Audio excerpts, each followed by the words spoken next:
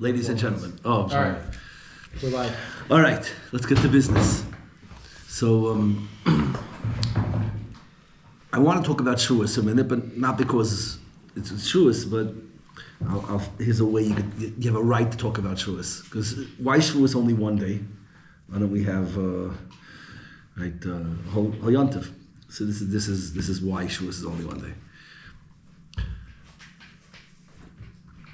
Everyone knows the Chazal, right? Kaf aleim har tigigas. Hashem held the mountain over them, and He threatened them: either you accept the Torah, or what's the lashon, or sham tehei kvuraschem. There will be your burial place. So the way we learn it up is, what does it mean? Hashem held the mountain, and if you don't accept the Torah, you're gonna get crushed. He's smirking already, like this is the only thing anyone talks about ever. Is that I heard this from you.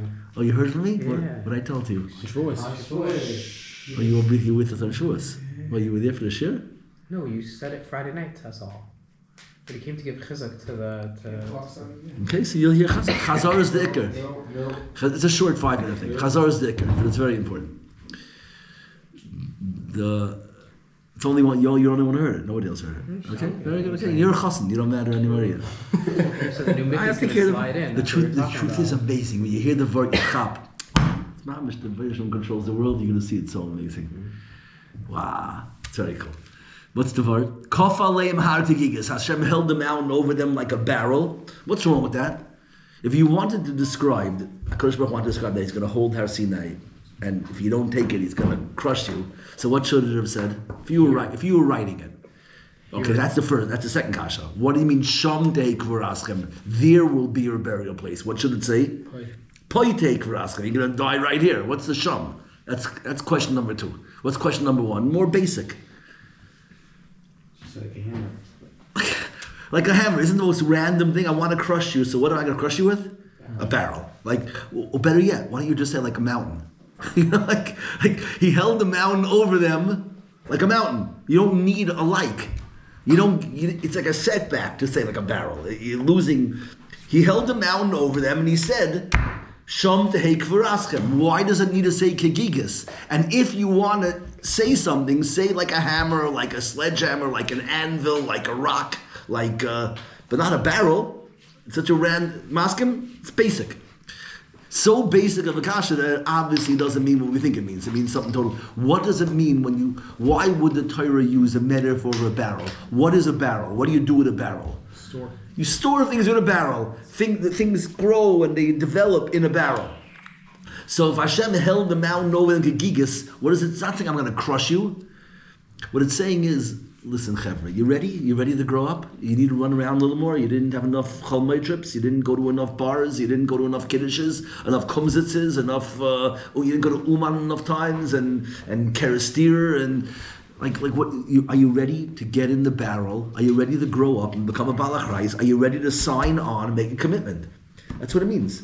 A barrel is the thing that you get into and you stay. Hashem, and then it's not even a mashal. It's exactly what Har Sinai is. Har Sinai was basically, not He held the mountain. The Maimed Har Sinai, that mountain, was Hashem holding a barrel up and saying, are you ready to get in the barrel? Are you ready to become committed? Are you ready to choose to pitch your tent, to choose your place in life and start to build your life?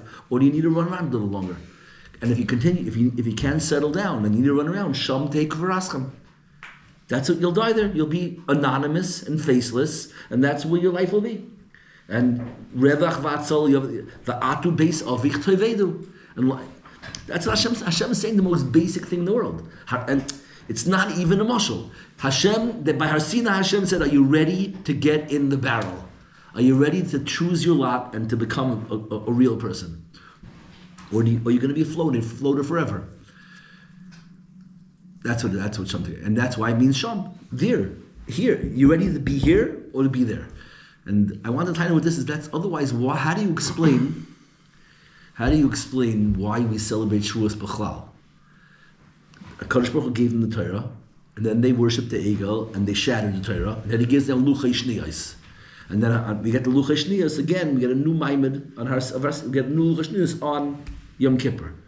So what are we celebrating essentially, Shavuos? It's an anniversary of what? It's an anniversary of your ex. Who celebrates the anniversary of their first marriage? It makes zero sense. That's really what it is. There's a second luchais. Why are we celebrating the first luchais? Remarry the same person. What? You remarry the same person, so it's for fun. That's nice. Okay, that's good teretz. Cool. Okay.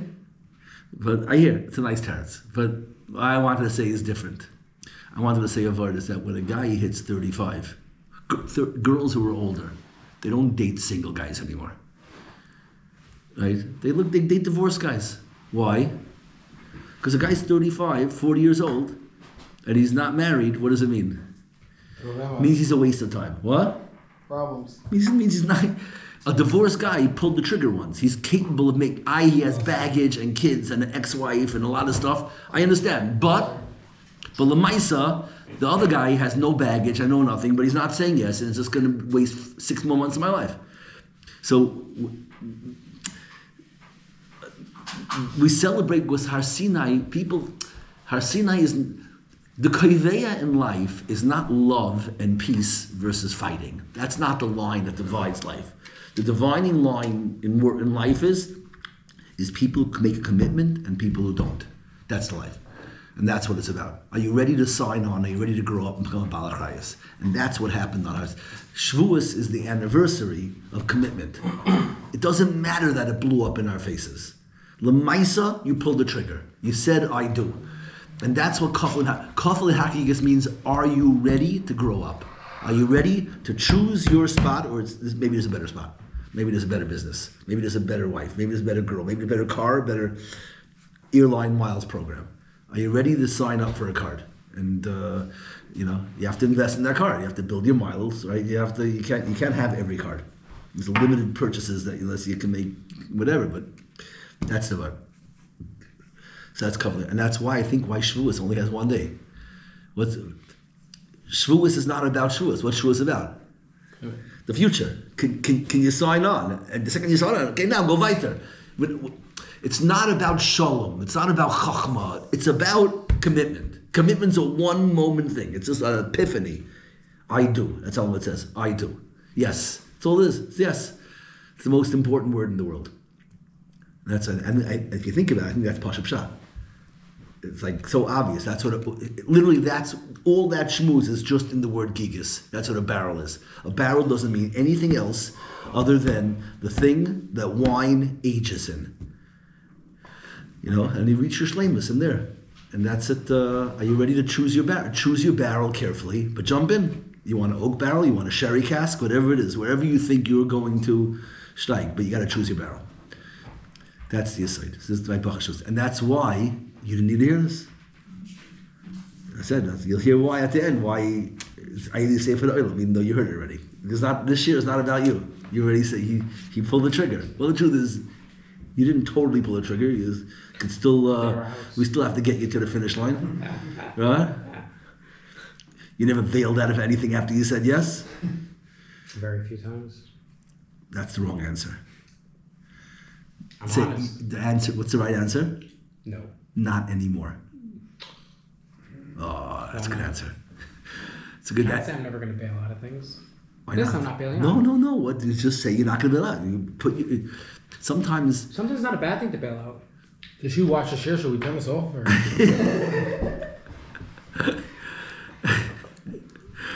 Yeah. No, but it's an amazing leader. I once wanted to tie a very, very deep thing.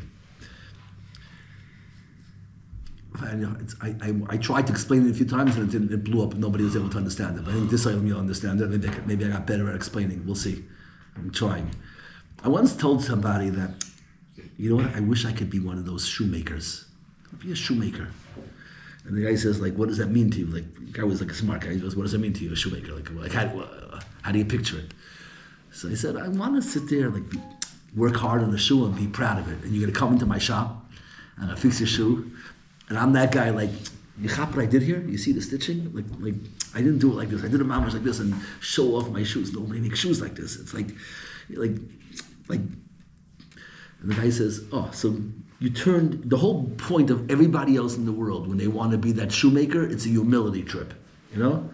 The Vilna shoemaker is tmimistic, lamed vavnik, humble. He goes, you turned the shoemaker trip into a gaiva trip. Oh, look at my shoes! Nobody makes shoes like this. Like you ruined the whole shoemaker thing. That was his ha'ara. It's a fear ha'ara. What's a teretz? It's not a gaiva. You can be proud of what you do. It's not necessarily to be gaiva. Okay, do better. That's good. That's not a bad answer. I feel like I didn't leave third grade. That's what he told me then also. What? That's a good. You're saying good, but do it. I want to say that's dafka what anova is. Why? Can you explain why this is anova? Because even at that level, you're proud of what you're doing. Anova is that you know how big of an anov you have to be to choose, this is the thing I'm going to be proud of. Everyone's too cool to be proud of shoes. Oh my God, shoes is what you're proud of? You know that the anov is the person who can choose. That's my listen to my definition of anova is that you are willing to choose the thing that you are going to be proud of. It's all about pride. Anova is not losing pride. The aniva sticker thing to do is to choose something that you're going to be proud of. The Baal Gaiva can't choose that thing because he's too big to be invested in one little thing. And he doesn't have anything. And that's what it means. He'll the same thing. Sham te kuvarascham. That gaiva will cause that the whole world will be a burial place. You never choose your place. But it's such an important havana to understand this. An onav is not a guy who's not proud. In fact, the biggest onav in the world is the guy who's beaming about his shoes, and he's talking about his shoes. It's crazy anava. What happens when a shoemaker doesn't talk about his shoes? He's too big of a balgaiva that he can't let you think. Don't think I define myself by my shoes. I go home, I finish us. I'm not a shoemaker. Understand? The guy who's proud, that's anava. If a person is not being this go'eh about something in his life, then he's not an onav. Well, that's a balgaiva. The balgaiva is the guy who cannot invest something. That's a good question. Is there another way to show that you're invested besides pride? Is pride the best way? Are there other ways? How many other? Is there a way to be an onav, to choose your spot and not even have that pride? I think that pride means it's a sign of another. I don't know if there's another way to do it. Is there another way to get that pride? Everyone understand what I'm saying? Am I explaining it right? You're going to be a higher level. He doesn't need to show the pride. He can just have the pride within. Well, so you need the pride at all.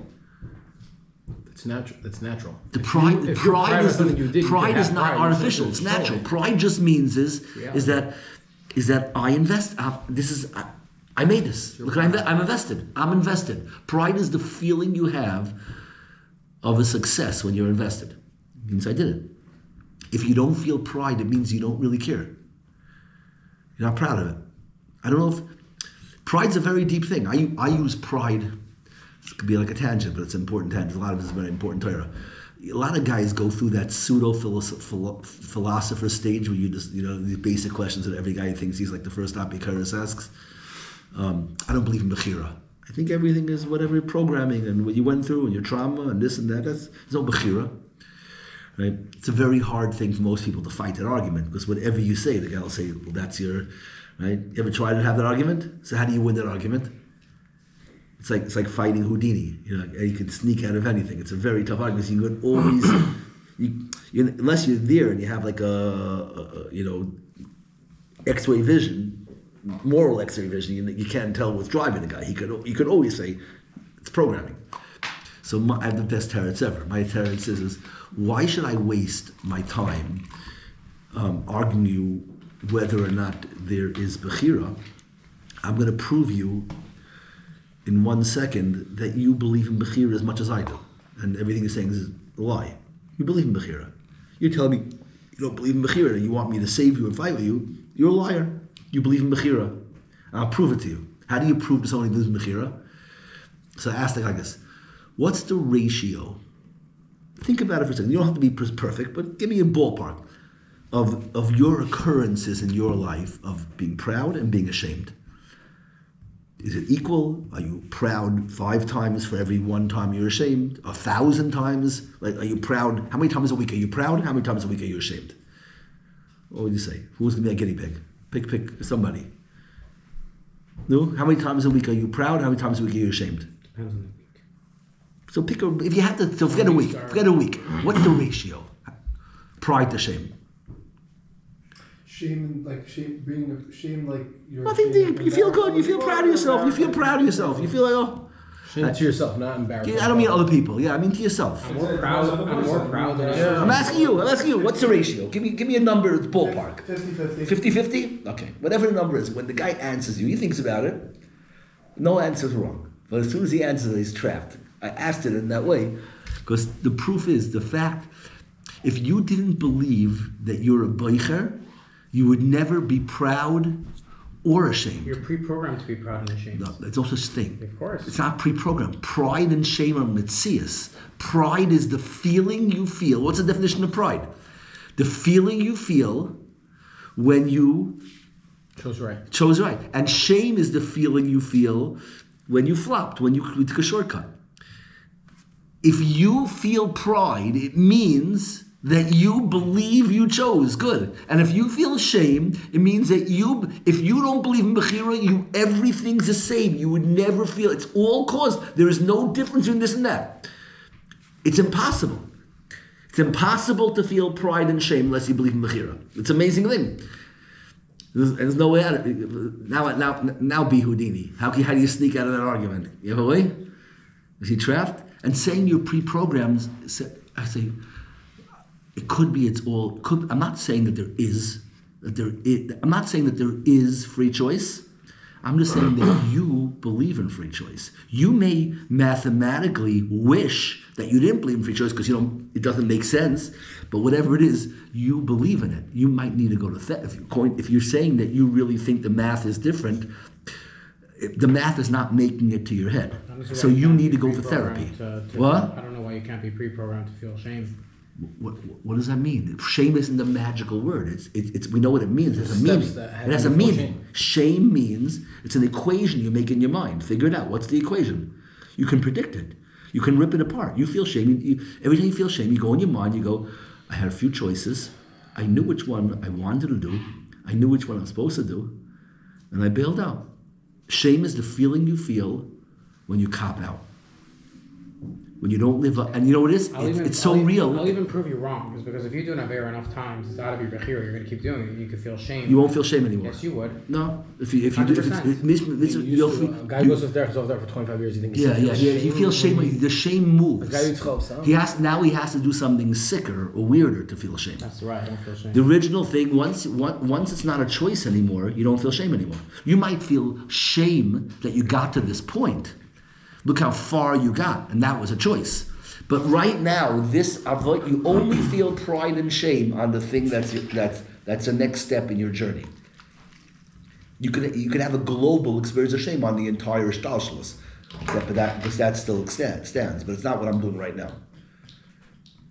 Compelling, it works. You testing it. How did we get here? What were we saying? Pride. Talking about pride. So this is the most important thing to realize, is that. It's such a huge thing, is that pride is anava. It's such a trippy thing. Pride is anava. If you don't have pride in something, then you are not anav. What's that whole gang? It's I'm too cool for this. That's what it means. If you don't have pride in something, it's like too low to feel pride. These are the biggest balgai. This is what it means. You ever heard the phrase yoichlu anavim v'yispo? That the humble will eat and be satisfied. And the Balei Gaiva, they're never able to sit down and be Koivei Asuda because there's always something bigger waiting for them. That's in Shidduchim, it's in jobs, it's in everything. The humble people take their place in the world. So it's a real paradigm shift. And that's the same side I was saying with Shavuos, that's entering the barrel. You'll see many roads end at this place, at choosing your spot. Sign on, this is my spot. Pitch, what do you call it? Pitch your stakes. Plot out your piece of land and spend the rest of your life plowing it. That's Tavoida. Okay, weiter. Yeah. 5 What? minutes. That was 5 minutes. I have 5 more minutes. 5 more minutes and no questions. It's Okay, really 5 10. minutes. 5 minutes, no more questions. So let's go into like this. If you want, you can just start ripping everybody and then we're going to respond in 5 minutes. I think we're gonna make comments, it's not questions. No. Anybody have an important question that they would ask? You can break every rule. I have to share. You can Okay. tell me after share. No, specifically ask more questions. Yeah, I actually have a question. Yeah, what's the question? There's haughty rich guys that take pride in their money, for example. Their pride is not another. It's not like a universal meaning. No, so I'm I saying didn't. you're I not didn't. saying I that didn't say. I pride didn't say is- that all pride is another. There I is said pride all that could be- another is pride. It doesn't work both ways. Let's analyze why. Good. Good. You brought it up. All. You hear the difference? All. I argued over here that all another pride. is pride. You are not an anav Until you take pride in until it. you take pride in something. So huge. I want to test it. I never thought of it like this way till now. So like I'm just trying to think. Everyone's testing in their head. Is it compelling? You have a way out? Is there a way to be an anav? Because it's not for sure that this mid of anav of choosing your spot automatically has to end in being proud. I think it does. Maybe it does. Chabad bittul is not so much pride. Like they're like into like mom, it's nothing. So I just spoke about that. I just spoke about a shus also. I came up with that David. I told you about Unakaloisi Oidmizais David. We went through that ever. Kiddush Levana, the Kiddush Levana Torah, the Yeah. dancing Torah. Yeah. To We that did Torah. that in your office. What? We did that in Saffron's old office. You said that's a very important Torah. Davidic worship. Yeah, Davidic worship. Yeah, but that's true. Why can't I get that? David. But you know who David's father is? Yishai. What does Yishai mean? What is his spotless to get rid of? What's the opposite of spotless? What does Chabad call it? Yeshus. So first of all, Yishai is the one who didn't do any Averis, and his name is Yishai. It's all Yeshus, and it's only from Yeshus that comes out of David. David can only come. Another comes from Yeshus. That's the opposite side. I'm saying here Yeshus comes from another. It's like breast of another. What? Chabad another is very intense. I love Dafka, I don't want to say it on tape, but we're very real, okay? So Breslov talks, every movement in the world, this is the sign of Gullus, their actual mahos is the opposite of their halashkafa. Chabad talks about bittul all day long. There's no bigger balei gaiva than Chabad in the world. No bigger. Breslov talks about simcha all day long. There's no more depressed people than there are in Breslov. You don't feel it? But the depressed are attracted to Brussels to gain somehow. So whatever came, maybe they're all self-fulfilling, and maybe the people What who... about the Litvish? What about the Litvaks? Yeah, keep that going. It would be hard to say there's no Mvatal more Torah than the Yeshiva Acher, but it might be. No. Chas v'shalom. No, real, there's real people. No, what's the Litvish? More than I'm saying there's What's the Litvish opposites? I also wanted to say once I noticed that here's the opposite thing, at least on the other side, that Hasidim supposedly are into Tefillah and we're into Torah, but Hasidim destroyed Tefillah. Like all these minion factories and every Hasidus, nobody wants to daven in yeshiva because it's slow and it lasts forever and you have to be in the zone. You want Tefillah, you have to go to yeshiva. A Litvish yeshiva is the most invested in their Tefillah. We don't like us, it's too hard. There's nothing going on besides tefillah. I don't get to clap my hands, I don't get to sing, I don't get to bang on the table, it's just davening. It's just tefillah. So you want pure tefillah, you have to go to a litvak. That's trippy. And the Hasidim ruined tefillah. You're willing to say that Chassidim know the Torah? What? You're willing to say that Chassidim know the Torah, or we're not willing to go No, I didn't go that far. I'm just saying they ruined... The real. Again, you understand, for no people on tape. We stir things up here. We're just to see what sticks. We're just not afraid to go places, but it doesn't mean that. I don't think this part's making into the short. Are you saying essentially, like I know is acceptance? That's really what you're saying. Meaning if you don't have a measure of basically acceptance. But it's more than acceptance. You see, I don't like the word acceptance because acceptance doesn't have the investment. You have to have a measure of acceptance to invest. Yeah, but I wouldn't. But once you go that extra step and you say acceptance has to lead to investment, then you need a better word than acceptance. You don't want two words. Is there a word that connotes both? that connotes acceptance and Yeah. investment. You know, Entitlement. it's identity. It's to it's self. You know, invest. I don't have a big enough vocabulary, but there has to be a word. There needs to be a word that describes all in. See, even the word acceptance sounds like you're being forced into it. You don't have to be fighting it. It could be l'chachila. If you were to raise your kids from scratch, knowing all this, so then your kid would never have to have the word acceptance. His life would be the search for the thing he's going to, till he finds his thing. We don't. Let me say the biggest right. You just said two different things. One second. You're saying that you should not accept, but you should be all into your lot in life. Even if it's not necessarily your lot in life, because now you're No, it is you your. search for your lot No, in life. that's your lot in life. What does it mean? But you just said search for your lot in life. Right. What do you mean? So that means that what you're doing now is not necessarily what you should be doing. Let me ask the basic question. Let me ask a question.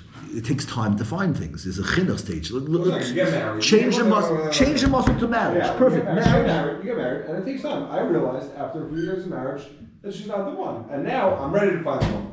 Okay, maybe. That's essentially what you're saying. Maybe, but let's go back to when you were dating. Dating is supposed to be the search for the one. Now, if your wife, Mitzvah Hashem, here's the word that you chose her because acceptance, it's not a very romantic way to describe why you chose her. I accept it. It's not acceptance. How are you going to phrase it? I'm saying I'm not willing to live that life, honestly. What? I'm just settling. It's not settling. But I'm saying it's why I switched to marriage. When you're switching it to love, no one uses the word settle. It's choosing. I chose. Okay. So why do you need the word acceptance? Does acceptance have anything to it that choosing doesn't include? Choosing is just, it's not a resign, it's not a broken acceptance. This is what I'm here for. I went on a search, I found you, and you're what I was waiting for. This is what my life is about. That's how you're supposed to feel. To call that acceptance is not geschmack. So, okay, so let's go to the guy that's feeling in his life that he's not satisfied where he is. So what you were saying before essentially was like, bro, you're a Balgava, you can't accept this. Well, again, he doesn't have to be like I am. That's why I'm saying the other So side. He could be he's in the wrong place. Could be. So then what's the other trait? What's a trait that causes somebody, no, but this is important. What's a trait that causes somebody to choose their place prematurely? Or not be able to choose a place. What? Or the other side, not be able to choose a place. There's two things.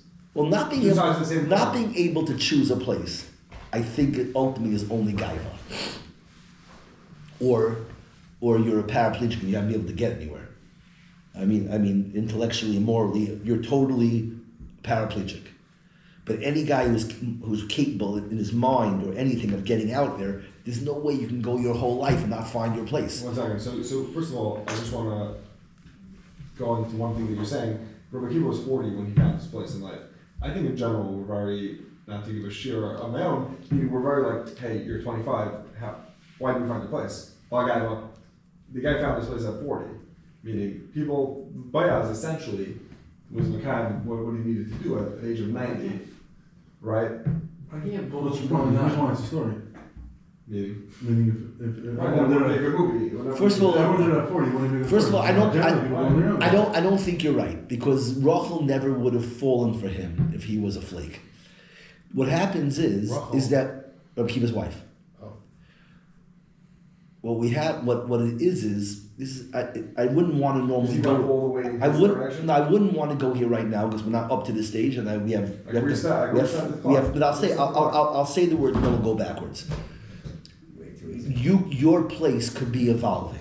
Just because you found someplace doesn't mean it stays there forever. Why can't you accept where you're You at? grow with it, Like a wife. and together there's always new horizons. Right? Rabbi Kiva married Rachel, which was amazing, and she took him places. But it's just your place. You go. That's what we call going. It's a beautiful phrase. To go mechayil el chayil. What a beautiful phrase. Because it's a different one, it's a new one.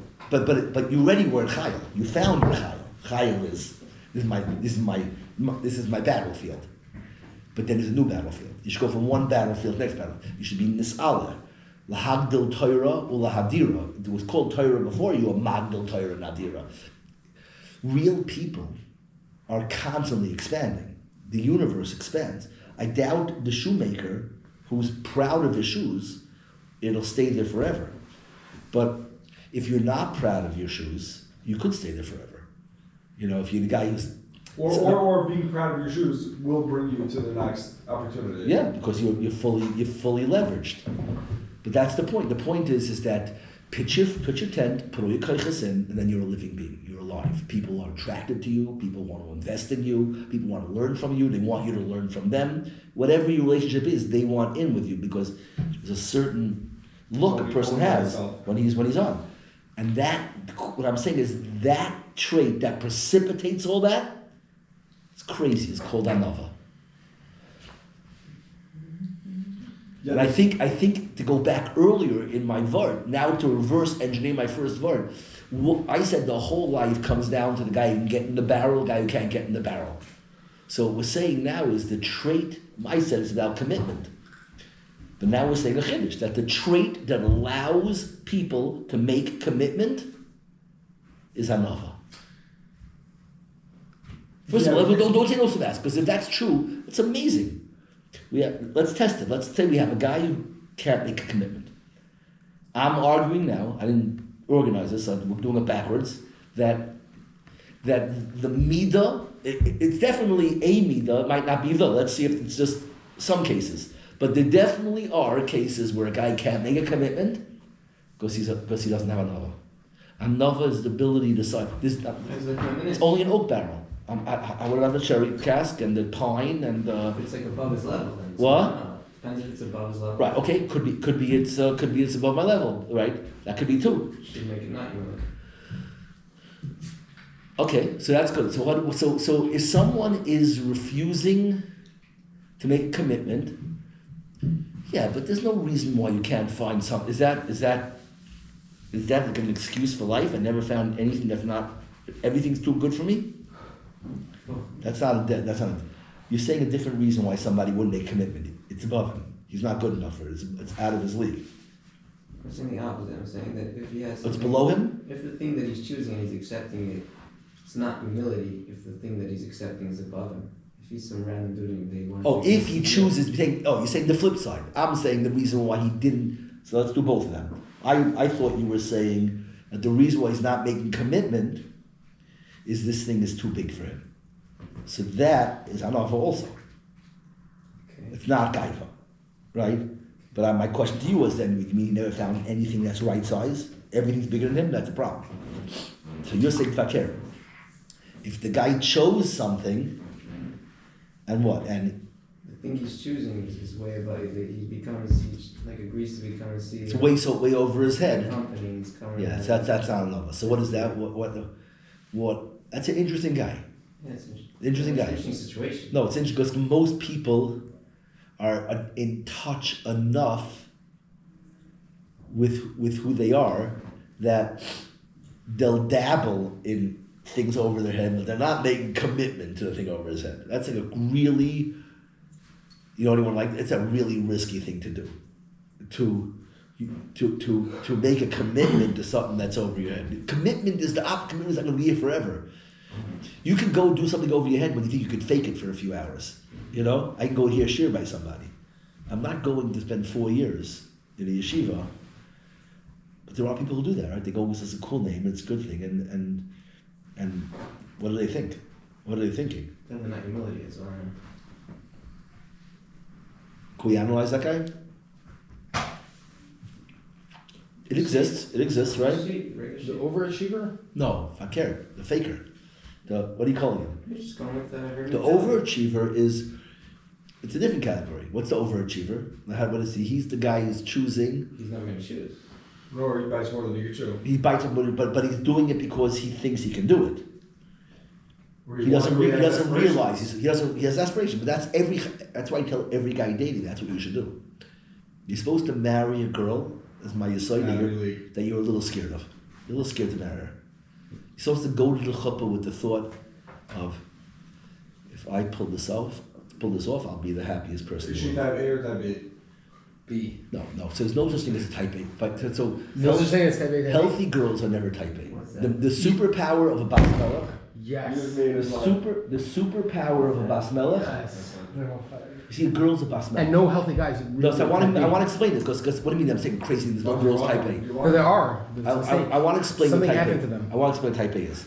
Type A in a girl is she is royalty. She is so holy. What's type A and type But with a girl, Wait, married? God. Not yet. with a girl, guys, Kevin, with a girl, type A comes with a superpower. What's the girl's superpower? Type A? No, a girl. I'm calling type A in a girl. Aleph, like Aravis, Aleph. Aleph is a regal princess. The problem is a regal princess is a lot of pressure, and people are scared to marry her. Gotta perform. Got to perform, and it's too much pressure for a guy. Most guys will run away, and the only guy who won't run away is a delusional guy, because men are rotza v'shleiv. Rotza v'shleiv, like a hora. It's a gay. I call that's why a hora is a Jewish dance. 2 steps forward, 1 step back. 2 steps forward, 1 step. It's very simplistic. Why? That's the hora. That's our dance. 2 steps forward, 1 step back. So, if you're marrying the girl who's a princess, it's difficult. Unless that's why HaKadosh Baruch Hu gave the type, the Aleph girl. This is the remez of why it's called Aleph. Because there's 2 different Alephs that have to go together. Aleph is not enough. It has to be Aleph. What's the other midah that you? It's a package. Shleimus in the girl, Hashem gives him a superpower. What is it? It's such a deep thing. What's the superpower Hashem has to give a girl? What does a princess need to go with her princesshood? Beauty. It's part of the princess. That's all part of the first Aleph. What do you have to give a princess? Besides being perfect, what does perfection need as a partner of perfection? It's not perfection if it needs anything. Something. This is what it needs. This is what it Something needs. to be worshipped. Respect. Something to worship at. Patience. That's the perfect. A princess with patience. That's the midah of a girl. Miriam is waiting. It's all about waiting. When a guy can marry a princess when he knows he has time. And a smart woman knows how to look at her chassan with big eyes, like I can't wait to see what you become. No rush. Take your time. I believe in you. That's how you get it. Those 2 midas need to go together, and that's shleimus. That's what I mean. There's no type A. A girl who the world calls type A, is a princess who's missing patience, and that's not how Hashem made them. How'd she lose her patience? We believe that's the men-woman Torah, that girl's naturally born shalim. So patience is part of her mitzias. That's part of her shleimus. It's a fascinating shidduch, like regalness and patience. Because are you saying that if you're so regal, right? Which I think based on your previous shurim. Oh, that's very good. Amazing. You like that? Yeah, you hear what he's saying? Not yet. If you're so regal, You never went down. There's nothing you're rushing for. no, but it's more. It's more than that. It's not 2 midas. It's in the same. If someone, what's the vart of royalty? Could you break down royalty? What is the midah of royalty? Nothing to prove. What? Nothing to prove. Nothing to beautiful. Nothing to prove. Not confidence. So, what is the result of confidence? Patience. Why? Why is impatience a lack of confidence? Because you're not good already where you are. But I'm saying it's patience somebody else. If she's rushing her husband, so why is that a chasar to her royalty? She thinks she needs him to succeed to finish herself. No, let's say I don't think that you have to go that far because she's finished. She could still have pressure on him. It's his lack of perfection is not an indictment in her. If you're not going to Shachris, it doesn't mean that she's not inspiring. She knows she's inspiring. So why not go to Shachris? I don't know what trauma he had. I'm a princess. If she doesn't have patience, that means that your lack of Shachris is making her question herself. Exactly. It's lack of her royalty. It's amazing. True royalty is amazing. These are coming up with 2 crazy upside down chidushim. Gaiva, anova creates gaiva, and perfection creates patience. Like being totally on your game creates patience. The A1 personality, the Sholem is the most patient person in the world. Totally not threatened by someone's not telling zu. I'll get him there. It's amazing. And if a girl has that, then a guy can marry her. So when you think she's a real princess, you know she's patient. And then you can know you can be a little bit of a flake. And you can do the whole dimples game. You know, you weren't here for the dimples Torah, but it sounds like what it means. It's exactly what it means. It's like what in words are called an onomatopoeia, a word that sounds like it means. So this is the dimples. You think about it once, you know, it's on the whole Torah. You know, I can be not productive and I didn't take my time, but I'm a cutie pie, so I get away with it. You know. Question? Yeah. How do you define gaiva and anava? Meaning, my understanding of gaiva is an inflation of the self, and anava is a lack of self in a healthy way. Meaning, when you're busy with other people, it takes you out of the self. Right? How would you put this into your View. or Torah? So I would tell it's literally the opposite of what you said. Okay. The guy without a healthy self-esteem is the Bal Gaiva. You can have a healthy meaning there's self-esteem. And then there's Self-esteem is self. not Gaiva. Self-esteem, confidence, makes you gracious and kind and patient. One second, there's two things. There's feeling good about yourself, and then there's a sense of self. A sense of self is what we just described. You understood how we said a sense of self makes you patient. You understood that, right? Patience comes out of what? Do you feel good about yourself? Not That's just feel good, I know my value. That's Gaiva. That's what people think Gaiva means. The problem is that there's nothing bad that comes out of it. All of the bad midas of a Bal Gaiva are all the guy who feels like Low dirt. self-esteem. And he has to, and he's acting this way to simulate power, he's assuming that if I was smarter, I would look down. So I'll look down and a person who's really in the zone, the same way we came out that patience is a result of that, every good meat is a result of that. You're not threatened by anybody. You feel the joy of their successes, which is one of the greatest midas in the world. Most attractive mida in the girl, I think, is that she forgives people.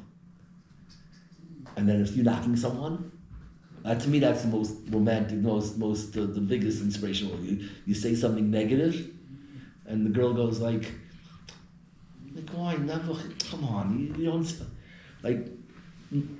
people who are not confident, their whole life is finding everyone's crack.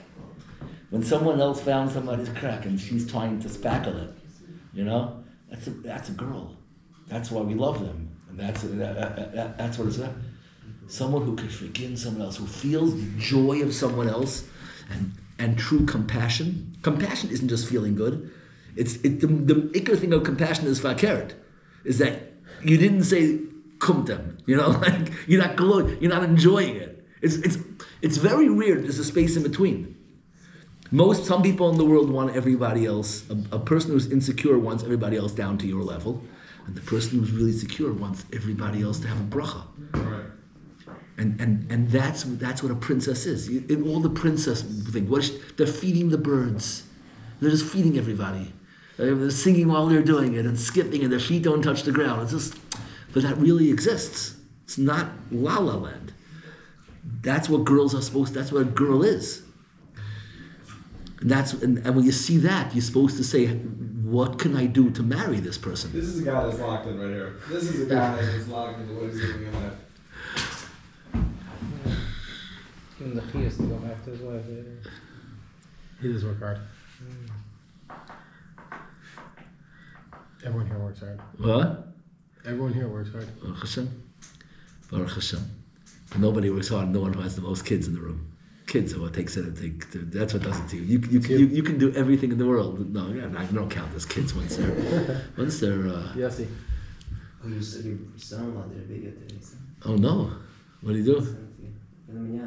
What do you do? What did Minyan do? Fundraiser or something, but he spoke really good. Oh yeah! I wonder where he gets it from. Amazing. So we left some strings untied here. Gaiva. We should flesh this all out. This is important stuff. But this is such an amazing thing that the girl forgetting, and it's a shortcut also to a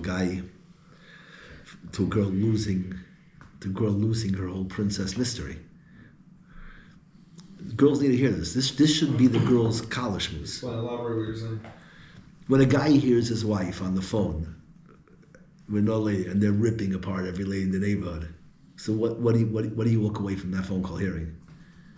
They both feel insecure. Right, she's no princess. She's no princess. People wonder how the wife is so tzniistic. Like, how did her husband not respect her? You know? What does that mean, have the husband not respect her? Like, he cheated on her? What are we talking She about? dresses like a princess. No, he doesn't go to chakras.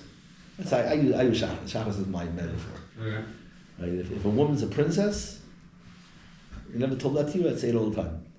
Right? There's no dragons anymore. The way you how do you tell a girl she's a princess? It's a simple equation. How do you tell a girl she's a princess? Slay dragons.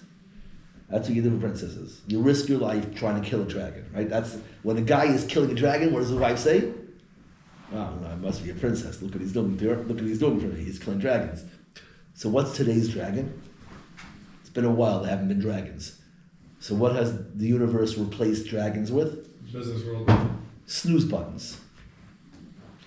If you can slay the snooze button, that's slaying the dragon. So when you, in the morning, when your wife wakes up, she hears noise in the driveway. The worst noise is like that truck on a chalkboard, finger on a chalkboard. It kills her. Everybody hates it. And they go, ugh. But that's fine when it's a shovel in the driveway. You know, digging your car out from the snow. It's the most beautiful sound in the world to her.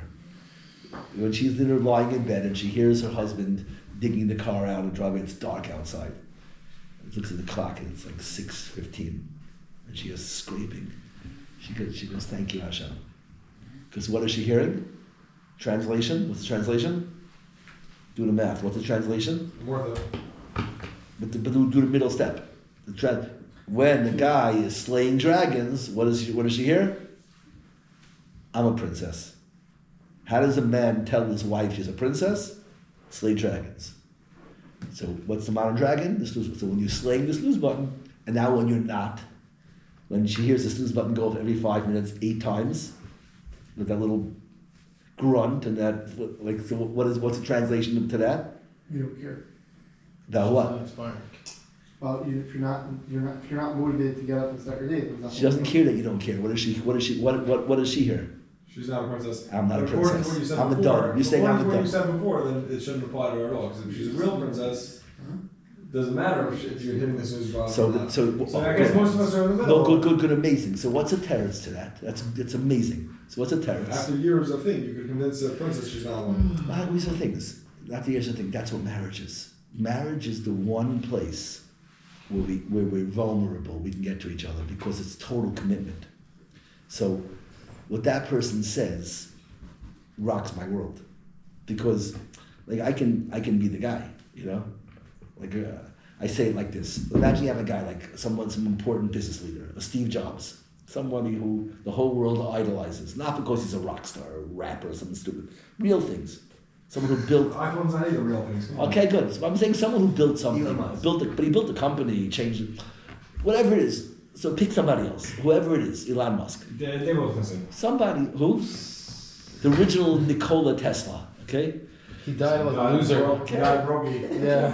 But the guy. Edison took all the credit. Okay, so what's the point? The point is there's nobody big in the world. Everybody. That's what I like. We're the girl on the phone. The girls on the phone. The girl on the phone. Okay, they're all great. You know, you all need a girl. Yeah. You all need a girl to give you a little optimism. Everybody is such a room full of I feel cynics. like kids help with that. Can't think of one successful person in the entire I world. just David listens to I hear. Okay, very good. I'll take it. Very good. David, if you're listening to this, please the best of my deal. Yeah, it's a good answer. That's not a bad answer. So, I hear. Okay, so watch out. No, so what were we saying? Let's just use that Steve Jobs. I mean, he's a successful guy. What? Was. Yeah, so successful guy comes home, and the whole world thinks he's God. He comes home, and his wife is crying. Every day he comes home, she's on the couch, like whimpering. So how does he feel? How does this one woman have veto power on 100 million people who think he's God? Let's say she doesn't even have a high school degree. She knows him the best. She's not knows him the best. It's not 100 million votes to one. There's only one vote. Nobody else knows him. Not the best. They see one little aspect of my personality. They have no idea who I am. The only person who knows who you are, there's only one vote in the room. And you know that. It doesn't matter what the whole world says. It's a curated image, what they saw.